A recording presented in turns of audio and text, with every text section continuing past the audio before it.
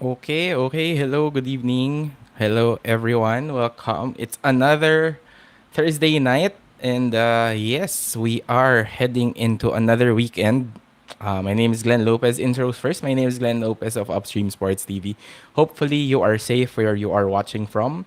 And if you can hear me, or if you can see me, or if you want to say anything, just type it in the chat. Hindi tayo home court advantage for tonight, but we will do our very best for this evening. And ano ba? We're coming up with the Boracay Open 2024. I mean, we're not coming up with the tournament, but like we're coming into the tournament. It's actually starting tomorrow. And quick shout out to everyone who is in the captain's meeting if you are watching there in Boracay. And hopefully, crossing fingers, this will be an interesting weekend for everyone. Of course, hindi naman ako manghuhula dito and we're not going to go to the Wheel of Names to determine the power rankings. I'd like to welcome and let's all welcome our analyst or co-analyst for tonight. Let's welcome Jonathan. Jonathan, how are you? Hello, yes. Analyst, baka mas maganda analyst kasi Ana puro angal lang.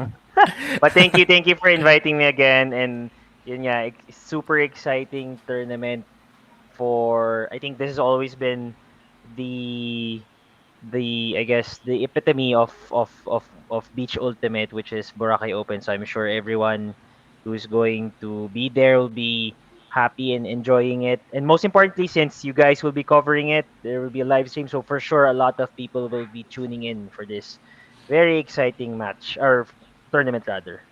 Oh yeah, definitely. This weekend, wag lang kayo mag-aabang tomorrow. We're actually streaming on Saturday and Sunday pa. So the team will just be flying into Boracay tomorrow and then we'll do the coverage for day 2 and 3 of the Boracay Open 2024. Don't forget to subscribe to our YouTube channel and if you are watching over on Instagram, yeah, thank you. Thanks for joining us. This is our first time streaming to Instagram as well and hopefully you can interact with us. Sa Instagram kasi medyo mabilis yung attention ng mga tao. No? So, madali ring ang tawag dito, mag-scroll away. Anyway, Jonathan, like what I was telling you earlier, let's do a quick, a quick giveaway.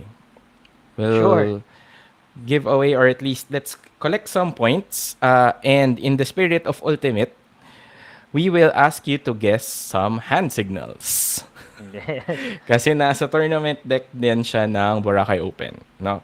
So, the first hand signal, I think I will take this one for the team kahit na hindi ako Sure. naglalaro talaga. No? So, answer in the comments, what is this hand signal?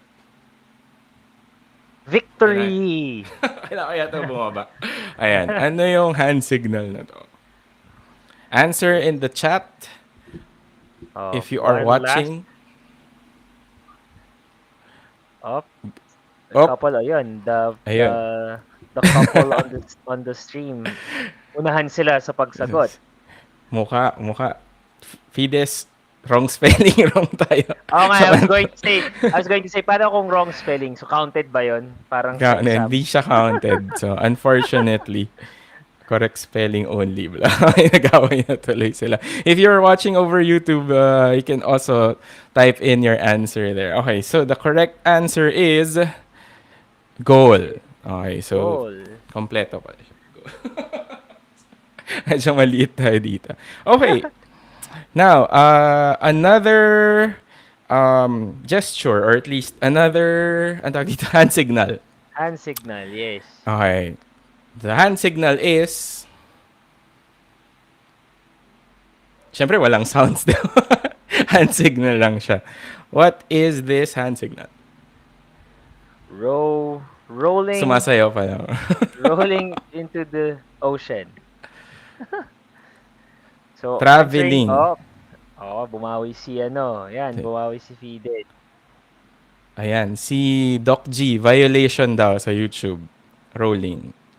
Okay. We're talking about with diff hand signals pala dito. Okay. Baka kasi isipin nila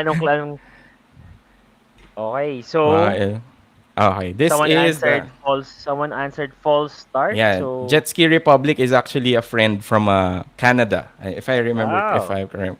So he's following our Instagram. So the correct answer is, Jonathan. Tapos mali pala yung sagot mo. Is traveling. Traveling. Okay. So tama si Yes. Doc G. Tama din si Fides. Tama na yung Yes. spelling niya, finally, in Oh, this tama case. na. From Australia pala. Jet Ski Republic actually covers, what's this, jet ski and other water sports as well. Okay, welcome to the stream. Sige, anong medyo mahirap ba dito? Uh, Ito siguro ito. I can, So, Sige, you can do the gesture. You can do the hand what signal. is this signal? I'm not Hand sure a signal. lot of people know this. Boodle time. Boodle fight time. And I'm What not is sure a this lot hand? of people know this signal, but I'm sure this is a lot of times when the game, I'll give a clue, when the game gets tight and a lot of, let's say, calls are happening, or maybe a lot of physicality is happening, this is usually called. Nako, time to look Oh, at your references for so the yan, di ba? hand signals. It 10 starts with seconds, the guys. letter S. Mahaba yung, mahaba It's yung a phrase very, na yan. it's a very long, but yun nga. Someone, all right. Okay, Kev naisagot niya. Cardona said sport time. So, ano ba tayo? Again, wrong spelling wrong. Wrong spelling, wrong. So, I think we have, shall we reveal? Sige. The correct answer is... Spirit of the game stoppage or spirit Ayun. timeout. Okay. Sige. Spirit of the game. Okay. Yan, may mga tamang sagot naman. Okay. One more. One more hand signal. Ang hirap kasi maliit lang yung camera. So, lumalagpas yung kamay. Baka sabihin hindi naman ano yung kamay. Anyway, sige. Ito. This hand signal. What is this hand signal? So, after Boxing. mo mag-spirit timeout, mag, mag-boxing na kayo. Di ba? Boxing na, di ba? Boxing na. So, what is this hand signal? Tama ba? Tama. Ginagaya ko Yes, lang na this sa one. So picture. this one is what the spirit timeout, and And then then this one is also another hand signal. What is this hand signal, guys? soon to kan. Someone answered jet ski. Republic answered restart. Restart. Okay, So we'll have to educate you more on Ultimate Jet Ski. This one, guys. Mga naglalaro dyan. Wala na. Wala na sumagot. So again, so so this hand signal is actually sa number 4 siya sa with diff hand signals is this is contest. Contest. contested or contest usually. Okay, So Kev contest. And then Cardona. tama ba siya? Ayun, Yeah. Kev Cardona got it right. Yes. Okay, Yes. nice. And then So anong kabaliktaran niya? Literally, how do you do it, Jonathan? uncontested. So like that. So you just do like this if uncontested. Uncontested. Okay. Or retracted. If you say play on, they retract the call, they say play on. So yun. Okay. Ayun, Diba? sige. Nagkaroon. So, sige, asan na ba yung outline? May Sabi ni mga Fides, batang dahil Batina after spirit timeout, fist bump na. Nice. Facebook. Pwede rin. Asan So na I yung can see sa notes? stream, Totter is in the stream. Si Totter, shout out to you, sir. Nice. I'm Hello. sure you're gonna be pretty sure hindi kita makita sa name sa roster, but I'm sure andiyan ka. Maglalaro ka for sure. Baka pwede mo i-confirm sa ka maglalaro. Ang chismis pala siya. No? Pwede mo Okay. i-confirm para at least mas ano namin kung ano kayang power rankings sa Correct. which we'll be discussing later. All right, meron ka pa bang giveaway? Unfortunately, we will wala tayong giveaway but lapitan Wala nyo lang pala. ako for stickers. Let me know Yeah. lang. But I this is a hand signal but I don't think it's part of the game which got us into trouble last time. So, yun lang. We'll just Ayoko na. continue. Actually, binibiro na nga ako ng mga friends ko. Sabi ko, yan ka na naman, Jonathan, sleeper team. So, I will dive away from the sleeper team. Iwas na tayo dyan kasi baka magkaroon na naman tayo ng popcorn ano naman, Popcorn popcorn moments after discussion. the... So I will steer away from that Sige, until okay lang further yan. notice. But more importantly, Jonathan, I think we were talking about this earlier. Boracay Open rules. There are two rules that I wanted to highlight here, and maybe you can explain to our viewers if they are Mm. watching or if they're playing. I read that there will be a throw off instead Mhm. of a disc flip. Mhm. Yes, correct. Usually that's not something special naman. Usually pag sa mga beach tournaments that I've joined, nangyayari naman talaga siya. It's something I guess unique for the sport of beach ultimate. So yun, throw off. So instead of flipping the disc, there will be a throw off. So one person from each team will stand inside the same end zone and they Mm-hmm. will make a throw, any type, whether it be Mm-hmm. hammer, anything at the same time. So the disc or the disc which is closest to the front end zone line without completely going over out of bounds Mm-hmm. wins the throw off. So whoever wins, they will decide who will, they will be the one that will decide if they were going to pull, start an O, start an D, and you know, and all that jazz. So yun, And it's very important because it also dictates the game down the line. correct. No? So whatever decision, even if it's just a throw off. Okay, the Yes, next rule that I wanted to highlight is the 2 point bomb. yes. Pretty, ano tawag dito? Pretty unique to Beach Mm-hmm. Ultimate. Yes. So 2 point bomb score with the thrower's pivot foot is on the goal line or inside the defending end zone is worth 2 points if you hook it from end zone to end zone, right? Mhm. So, Chance makahabol. Mas correct. madaling So, humabol. yes. But if it's touched by another offensive player not in the end zone, it is not a 2 point. So dapat Clean throw and siya. yes. Parang, anong term natin doon? Clean, uh, clean hold. Yes. Kumbaga, And for that. also, just reading it, it was also if it is cross gender, which is male to female or female to male. Okay, interesting. So dapat ganun Oh, siya okay. O, mangyari sige. And to the lesson count here it as a two is point ball. Hmm. And the lesson here is that you have to read the rule book and the player deck when you go Yes, into tournaments, di ba? correct. Okay. Sige. So those are the two rules that I wanted to highlight, and I wanted to keep this a bit brief, Hmm. because of course first day na tomorrow, and then baka mapuyat yung mga teams players natin waiting for their power rankings. And for this short show, we are going to focus on the elite pool. The power Yes. We will do a power rankings or a preview of the elite pool, which is essentially Group A. Let me just read through the names of the teams that will be in the elite pool, and I think this is the seeding already. And correct me if I'm wrong, na lang if the captain meeting is still ongoing. There's the Pirates, the Dragons, Boracay Ultimate, Next Gen, Pirates International, Galaxy Swag, Chamdix, and Biliran. Okay, ang difference kasi with beach right now, Jonathan, is how big is the, is this the pool, The or field. at least Yeah. the no The no pool. Okay. the what's this, the roster? How big is the Yes. roster? All right. So right now, well, I can see, diba, in the rosters ranging from 12 to 15 players, right? Mm-hmm. So there's even one team. Well, right now I'm looking at Boracay Ultimate. They have a total of I'm looking at a total of 18 players. So it Mm-hmm. really depends on you kasi ano ba ang ratio ba ng ano actually Parang 2-2. Is 2-2. it? Okay. I'm guessing it is. People in Mm. the chat box, you may correct Correct me us if please. I'm wrong. But yun, it really depends, 'di ba? Kasi I mean, beach ultimate is a very tiring sport compared to the normal grass ultimate frisbee because, twice the effort in making sure that you make your cuts, twice the effort in trying to make your play. So most definitely having more players in the team will be a huge factor Mhm. down the stretch if you really want to win it all.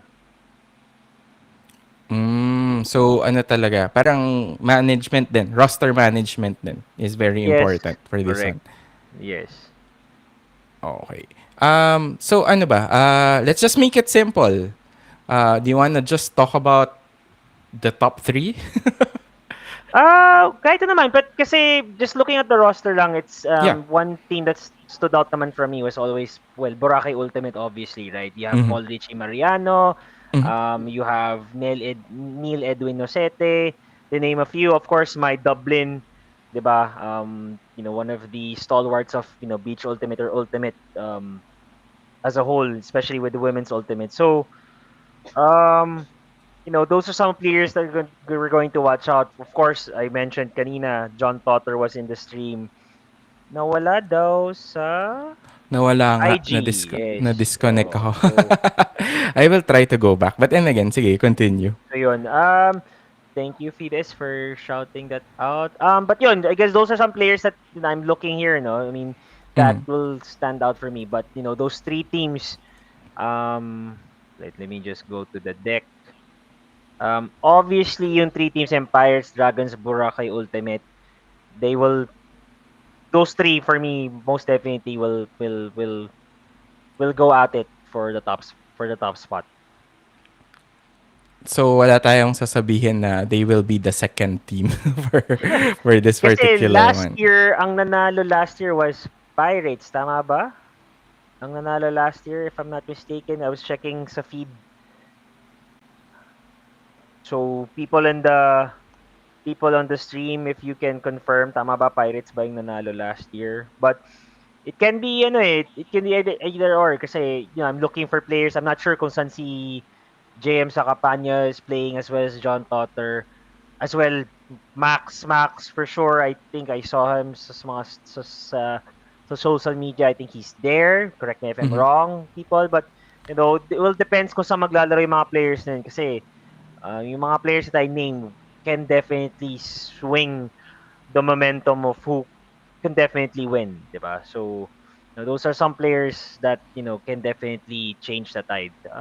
So we'll see. We'll see. But if I'm a betting man, definitely think Pirates for sure will take it. For sure, si Bulantay is playing there. Yeah. For sure, diba? So we'll see. Wherever Lebron Toy goes, he has the strength to be able to carry a team on his own. So I think Pirates will definitely have a chance to defend their title from last year. Mm. And then who will they be going up against in the finals, do you think? Well, Boracay Ultimate looks like from just based on the roster right now, 'di ba? Mm-hmm. Kasi malakas yung lineup naman ng Boracay Ultimate both from the male and female counterparts. Again, My Dublin, you even have G Galano, some people players that played internationally. So, for sure sila yung magkakaroon ng ano diyan, 'di ba? Sila magkakaroon ng edge, 'di ba? Edge. So Hindi age to. Edge sorry. talaga. No, Well, no, I'm age kidding, na of rin, course. 'di ba? So, like for Mai, 'di ba? Ang tagal niya na naglalaro, pero despite that, she still has that edge, right? O, 'di ba? Oh, yeah, for sure, So, for sure. 'di ba? Um, okay, sige. Who will be, wag naman dark horse, but who would be a surprise bet here in Ang hirap Boracay nan, Open? ang hirap. Pwede din naman kasi Or um who do you think will upset at least? Ano ba yung format no ano? ang hirap. Siguro, well, 'di ba? Sino ba nasa ano natin ulit? Ba't pa ako palipat-lipat ng So, screen? Biliran, Chamdix, Galaxy Swag, Pirates International, Next Gen, Boracay Ultimate, Dragons, and then Pirates.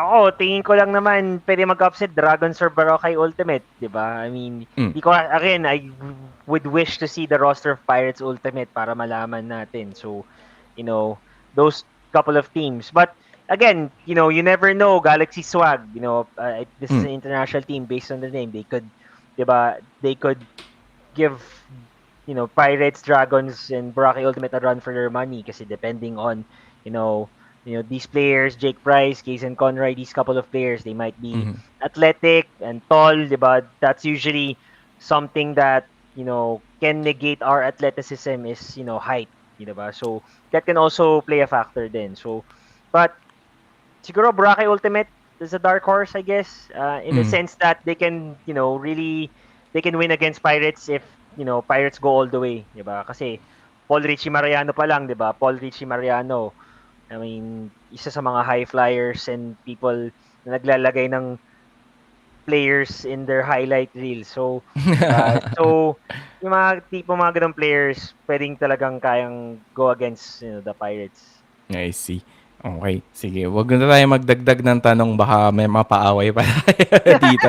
But definitely, you can watch out for the Pool A finals or the Elite Pool finals here on Upstream Sports TV this coming Sunday. I think that schedule will be around, let me just double check. That will be around 3:30 p.m. And then before Yes. that, very interestingly as well, you can catch the kids exhibition here. So we will be watching at least part of who is part of the future of Ultimate Frisbee, Yes, Ultimate yes.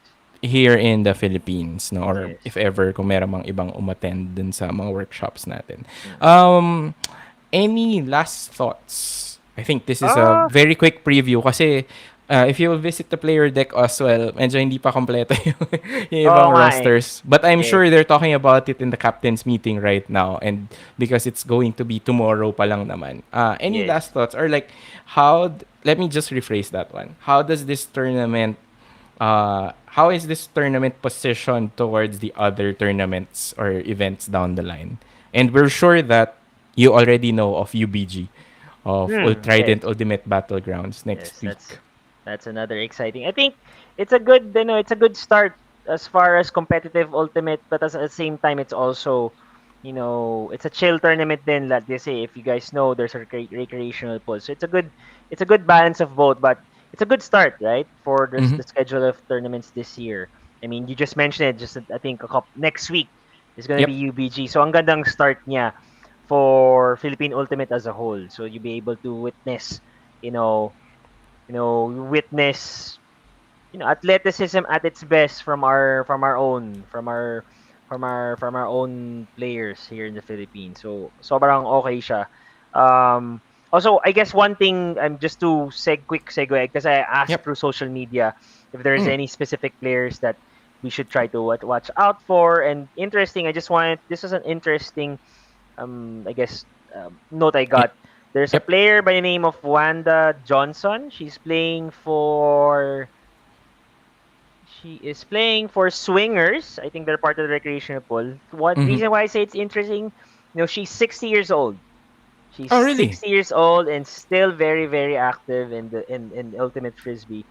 So she's actually will be playing for the first ever Legends Great Grandmasters single gender tourney in New Orleans in April. So Oh, okay. I just learned from, and thank you Mana Liano for the information. I just learned that all of the hat tournaments in Asia, kasali siya.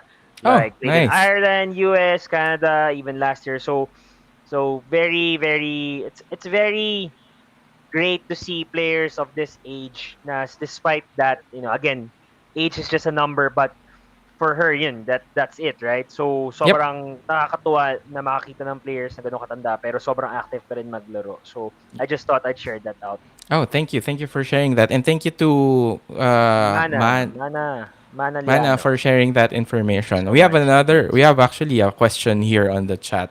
Denzel Pasatiempo is asking, will you be hosting any Singapore teams? You know what? Let me just check the off the player deck. We don't see any teams that are saying that they are a Singaporean team. But Yes. looking at no, I don't think I we don't have an answer for that.